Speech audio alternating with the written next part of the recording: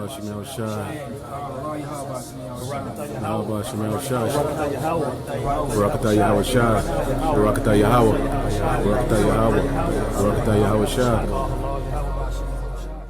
What would happen if there was a full-scale nuclear war between Russia and the United States? Based on non-classified data, the aftermath might go something like this. When one side launches nuclear missiles, the other side detects them and fires back before impact. U.S. submarine-launched ballistic missiles from west of Norway start striking Russia after about 10 minutes, and Russian ones from north of Canada start hitting the U.S. a few minutes later. The very first strikes are high-altitude EMP attacks, frying electronics and power grids by creating an electromagnetic pulse of tens of thousands of volts per meter. The next strikes target command and control, as well as nuclear launch facilities. Land-based intercontinental ballistic missiles take about half an hour to arrive. Major cities are targeted, both because they contain military facilities and to stymie the enemy's post-war recovery. Some cruise missiles take hours to reach their target. Each impact creates a fireball about as hot as the core of the sun, followed by a radioactive mushroom cloud. These intense explosions vaporize people nearby and cause fires and blindness further away. The fireball expansion then causes a blast wave that damages buildings, crushing nearby ones. The United Kingdom and France have nuclear capabilities and are obliged by NATO's Article 5 to defend the US. So Russia hits them too. Firestorms engulf many cities, where storm-level winds fan the flames, igniting anything that can burn, melting glass and some metals, and turning asphalt into flammable hot liquid. But the explosions, the electromagnetic pulse, and the radioactivity aren't the worst part. Nuclear winter is, caused by the black carbon smoke from the nuclear firestorms. The Hiroshima atomic bomb caused such a firestorm, but today's hydrogen bombs are much more powerful. A large city like Moscow, with almost 50 times more people, can create much more smoke. And a firestorm sends plumes of black smoke up into the stratosphere, far above any rain clouds that would otherwise wash out the smoke. This black smoke gets heated by sunlight, lofting it like a hot air balloon for up to a decade. High-altitude jet streams are so fast that it takes only a few days for the smoke to spread across much of the northern hemisphere. In the meantime, Earth gets freezing cold, even during the summer, with farmland in Kansas cooling by about 20 degrees centigrade or 40 degrees Fahrenheit, and other regions cooling almost twice as much. A recent scientific paper estimates that over 5 billion people could starve to death, including around 99% of those in the United States, Europe, Russia, and China. We obviously don't know how many people will survive a nuclear war.